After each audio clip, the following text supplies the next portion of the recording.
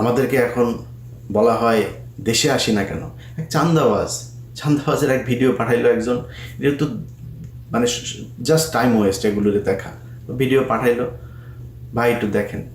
চান্দাবাজ কয় যে আমরা তো দেশে গিয়েছিলাম, তোরা এত দেশপ্রেমিক হইলে তুই দেশে যা চান্দা নিয়ে আসছিস।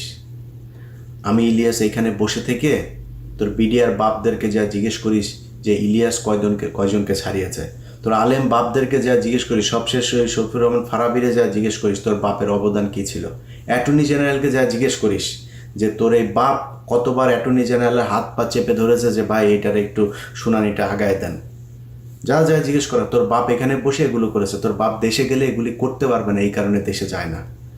আর তোরা দেশে গেছিস, তোদের সমস্যা নাই তো, আজ পর্যন্ত বলছিস নাকি তোরা ডিজিএফআই ভাতা খায়া খায়া তারপরে তোরা কথা বলিস টাকা পয়সার সমস্যা আছে, এই দিন থাইল্যান্ড ওই দিন সিঙ্গাপুর, টাকা পাইস কই? তোর বাপের জমিদারি আছে, চোরের বাচ্চা। এগুলি আমরা বুঝি না কিছু, ওরা এসে আমাদের বোঝায়। দেশে যাই না এই কারণে, কারণ আমরা রয়্যাল লোকজনদের চারিদিকে বসায় রেখে তারপরে আপনারা সুন্দর দেশ গড়বেন সেই দেশে আমরা, আমাদের তো টার্গেট তো না আওয়ামী লীগ না, আমাদের টার্গেট বিএনপি না, জামাত, কোনো কিছু না। আমাদের দেশে কোনো শত্রু নাই, আমার শত্রু ইসকন, আমার শত্রু ইন্ডিয়ার লোকজনদের সেট আপ করে সুন্দর করে আপনি বসায় রেখে তারপরে দেশ পরিচালনা করবেন, সেই দেশে আমরা যাব। এই দেশ পরিষ্কার না করা পর্যন্ত এই দেশ আমাদের জন্য, জীবনে কোনো দিন এখানে কোনো কাজ করতে পারবো? কাজ দিচ্ছেন কোনো দিন? দিয়া দেখেন, যদি নাকি মিনিমাম 1 টাকার 1 পয়সার যদি নাকি কোনো সমস্যা সেখানে দেখাইতে পারেন, নিজের গলায় নিজে জুতা পরে তারপর ঘুরবো। কোনো সুযোগ নাই তো। কোনো একটা ভালো লোক ওইখানে যাবে, এই যে তারেক রহমানের মামলার যে রায় দেওয়ার জন্য তারে মাথায় পিস্তল ধরা হইলো, তার স্ত্রীর সাথে শেষ দেখাটা পর্যন্ত করতে পারে নাই। এই লোকটা বাইরে থেকে, স্ত্রীটা মারা গেল, সেই লোকটারে দুদকের চেয়ারম্যান বানাবো শুনলাম।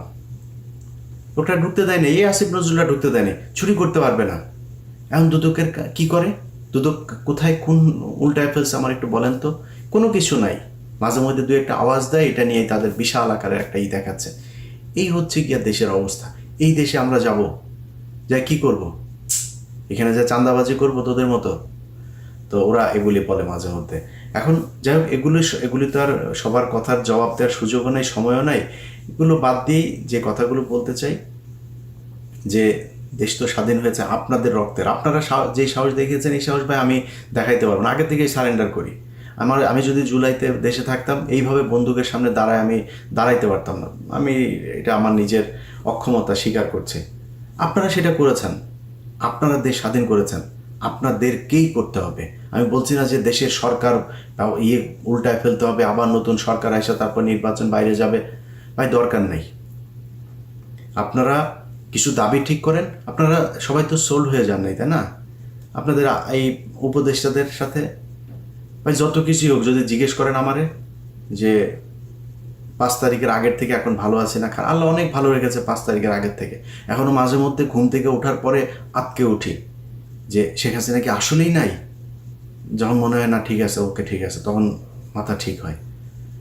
তো এরকম একটা পরিস্থিতি থেকে আপনারা দেশ উদ্ধার করেছেন। আপনাদের নিয়ে খারাপ কথা বলতেও পারি না, জানি তো অনেক কিছুই জানি, চাইলে আপনাদের বহু মানুষের অনেক কিছু নারী নক্ষত্র বের করা যায়। বলি না, বলবো না কোনোদিন, মনে করেন না যে উপদেশটা থেকে চলে গেলে তারপরে বলবো, কারণ এইটুকু কৃতজ্ঞতা বোধ আপনাদের প্রতি আছে যে আপনাদের কারণে অন্তত হাসিনা দেশ থেকে পালিয়েছে। এটাই অনেক কিছু। শুনলাম টাকা কামাই, তা আমি ভাই আপনারা এই টাকা পয়সা নিয়ে এতই শুরু, মানুষের টাকার দরকার আছে।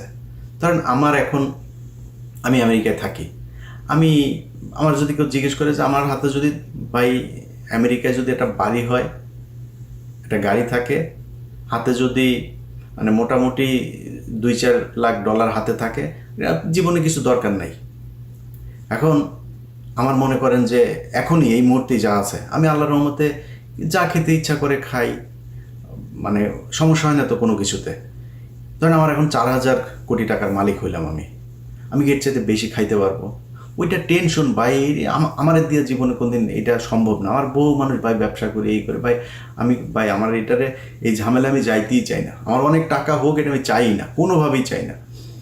তো আমি তাদেরকে জিজ্ঞেস করলাম যে ভাই এই টাকা পয়সা তো এরকম করছেন কেন? আমার জবাব দিল, ভাই দল পরিচালনা করার জন্য তো টাকা টুকার দরকার। জুলাই আগস্টে তারা সারা দেশে ভ্রমণ করলো না? এই যে কত জুলাই আগস্টে তো ওই সময় হঠাৎ করে গোপালগঞ্জে যখন তাদের প্রোগ্রামটা, তো আমি তাদের বললাম যে ভাই আপনারা গোপালগঞ্জে যাবেন তো রেডি হয়ে যান নাই কেন? বলছে ভাই আমরা লোকজনও নিতে পারি ঠিক মতো, আমাদের ফান্ড শেষ। সম্ভবত বরিশাল থেকে তারা গোপালগঞ্জে এসেছিল, অথবা এটা কি মাদারীপুর থেকে গোপালগঞ্জে গিয়েছিল, আমার ঠিক মনে নেই, দুইটার একটা হবে।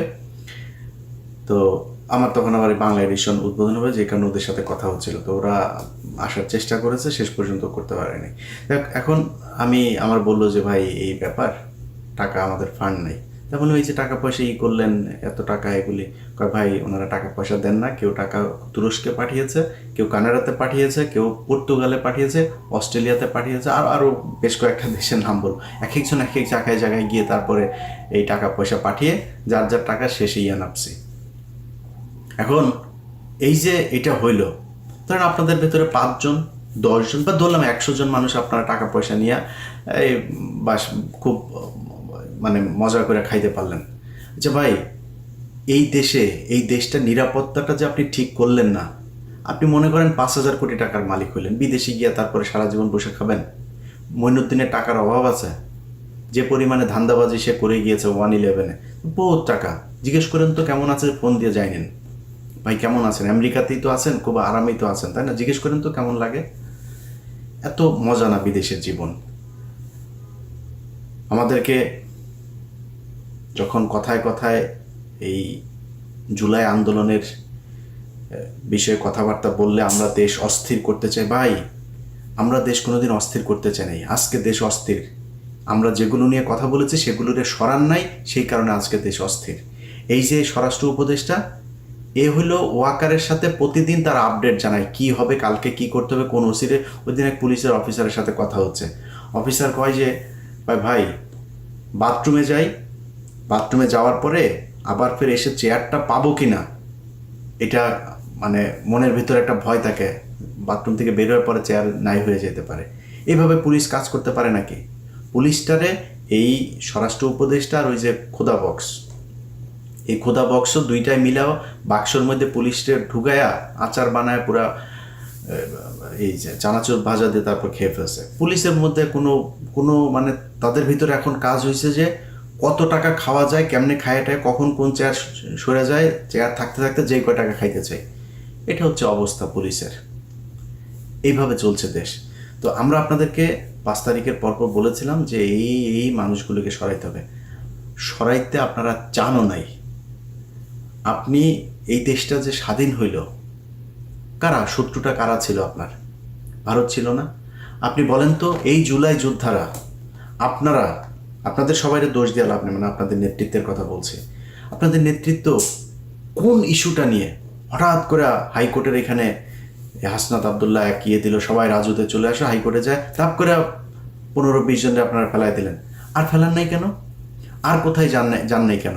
এই যে বিডিআরের লোকগুলি এতদিন ধরে জেলে থাকলো, আমি তো ওদের সাথে আমার মানে পারিবারিকভাবে তাদের সাথে আমি জড়িত, কারোর কাছে শুনি নাই আপনারা কোনো দিন এইটা হইলে আমার ফোন দেবে, ওইটা হইলে আমার ফোন দেবে। সারাদিন আমি বিডিআরের অন্তত 10টা ফোন রিসিভ করি, কখনো বিরক্ত হই না তাদের প্রতি। হয়তো ফোন ধরতে পারি না মাঝে মধ্যে, বিরক্ত হই না, কারণ এই মানুষগুলির উপরে যে নির্যাতন হয়েছে, মানুষগুলির পাশে আপনাদের থাকা উচিত ছিল না?